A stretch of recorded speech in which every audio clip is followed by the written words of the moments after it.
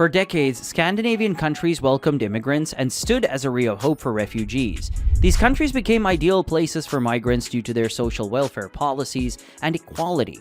But things have taken a turn for some time now as a dramatic transformation is underway.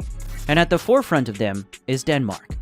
Denmark, which was once leading the charge of open-door policies, is now redefining its immigration rules. It has adopted one of the toughest immigration policies in Europe. Danish Prime Minister Mette Frederiksen said in a statement that Denmark's goal is to have zero asylum seekers, simply called a zero refugee policy. Not only this, Danish authorities revoked permanent residency for refugees and announced to shift them to asylum centers. This surprising move has shocked everyone and questioned the European Union's immigration policies. Let's find out how a friendly migrant country has adopted strict immigration laws and how it is taking a hard line against refugees. In the 19th century, during the Industrial Revolution, Denmark was developing into a modern manufacturing economy.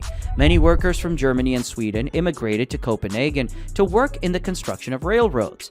Soon after the economic uplift in the 1960s, as the manufacturing economy expanded, labor demand also increased. So the guest workers went in full force to work in Denmark.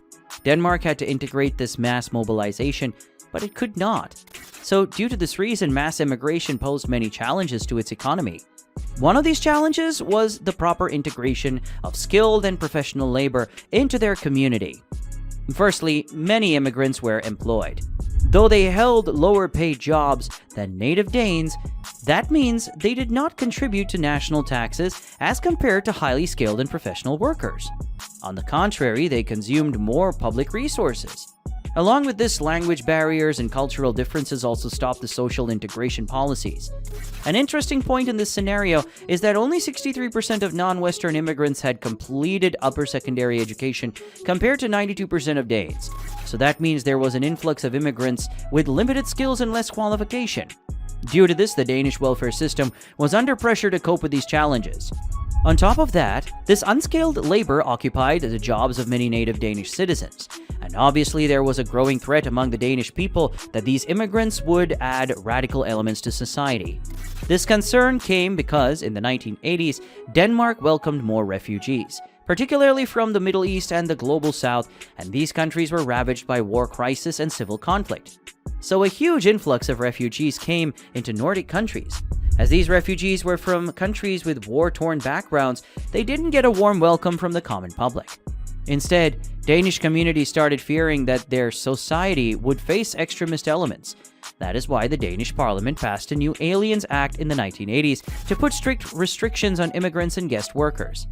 It barred the entry of new foreign workers from non-Nordic countries.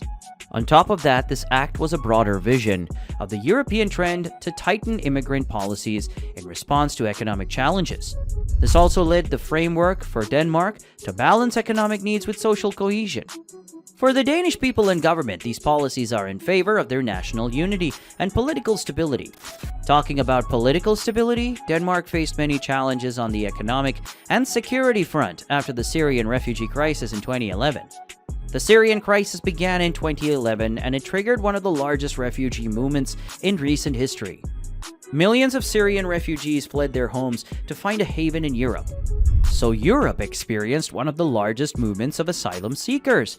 As Denmark had high-standard living conditions and a robust welfare system, it became an attractive destination for refugees. Interestingly, Denmark was ranked 20th out of 27 European countries to receive asylum seekers relative to its population size in 2021. This posed a huge challenge to the immigration system in Denmark. Initially, Denmark felt a humanitarian need for Syrian refugees and opened its doors to them. But as the numbers of immigrants increased, their public and political opinion started to shift. So the concerns were raised in public, and many incidents added fuel to the fire. That's why refugees were taken as national security threats. This further fueled the already heated debate in Europe, and the refugees were taken as national security threats. Moreover, the far-right and far-left political parties were on the same agenda in terms of immigration policy. So the Danish government responded with more stringent immigration laws under Prime Minister Lars Løkke Rasmussen between 2015 and 2019. Under his government, the Danish People's Party, frankly termed the Anti-Immigration and Far-Right Party, vowed to reduce the number of asylum seekers. Moreover, the government also tightened the refugee criteria for family reunification, permanent residency, and Danish nationality. The Danish government also vowed to send Syrian refugees back to Syria. Adding to that, Danish authorities passed the most controversial jewelry law. This law allowed the government to seize assets like jewelry or other precious items from asylum seekers to fund their stay in the country. This law was mainly proposed to confiscate valuables from refugees to cover their living expenses while their application was under process. In short, the Danish government wanted refugees to contribute to their cost of living. After this act, Denmark faced harsh criticism from many countries and the United Nations to safeguard their valuable items. The refugees hid underground to avoid getting deported. Moreover, the Danish government's harsh stance did not end there. The country passed a law in 2021 to shift asylum seekers to a partner country like Rwanda. Denmark believed that the European Union's fragmented immigration policies for asylum seekers would pose a danger to their borders. This move was done to address government concerns about security threats and other strategic issues. The main concern was about the human traffickers in the Mediterranean Sea. Denmark wanted to hold a more dignified approach by halting its borders to illegal immigrants with criminal backgrounds. Another issue was a general perception in Denmark that crimes among the young immigrant population are 6 times more common than those among local people. Regardless of the outcome, Denmark remains Europe's most strict country when it comes to asylum seekers. The country's center-right policies think that these migration rules are the baseline for Danish national politics. Through these policies, Denmark is effectively limiting refugees' access to healthcare, work, and other social benefits. Moreover, Danish authorities are also taking action on some non-Western housing societies known as ghettos. For that reason, Denmark has proposed ghetto laws to address social issues. The criteria for these laws are unemployment, crime statistics, education levels, and gross income.